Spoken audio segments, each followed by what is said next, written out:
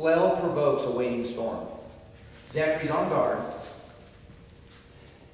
Now, so far we've made ample use of using his hand as a target for our initial attack. Now we're going to operate on the premise that my opponent would like to do so to me as well. So I'm going to do an attack that's going to expose my wrist as a target area.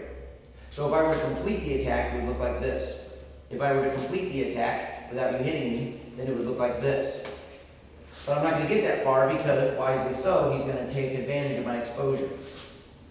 But he who giveth can taketh away. And so I give the exposure, and then I retreat. I bring my hand back, and I strike his arm.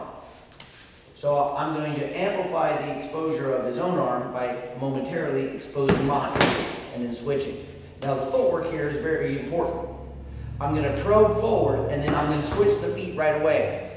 I go from the neutral bow when I have my exposure, back to a cat stance as I'm creating that distance. Notice my right hand stays back next to my body checking. Don't have it check out here, or he may end up still succeeding hitting your hand. Granted, you get to hit his hand too, but that's always less satisfying than avoiding being struck altogether. So let's go ahead and look at that at tempo.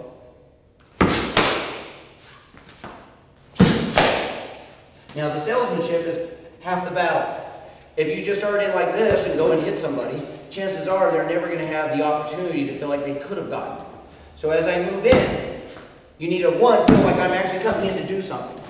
One way to do that is earlier in an engagement, okay, maybe I did a strike where I reached in, and even though I just hit his club, I kept myself at a safe distance, he's seen that attack now. So when I go to do it again, he has more confidence now to take advantage of that and get the shot in.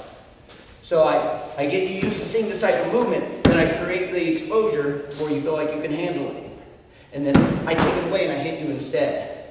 So between the footwork, the arm movement, literally the look in your eye that says, I am coming in to hit you. And yet that plane of the arm being exposed. So it's on one sense you need to make it real, but you also need to make it seemingly exposed enough to where your opponent would want to take advantage and strike you. So one more time, slow,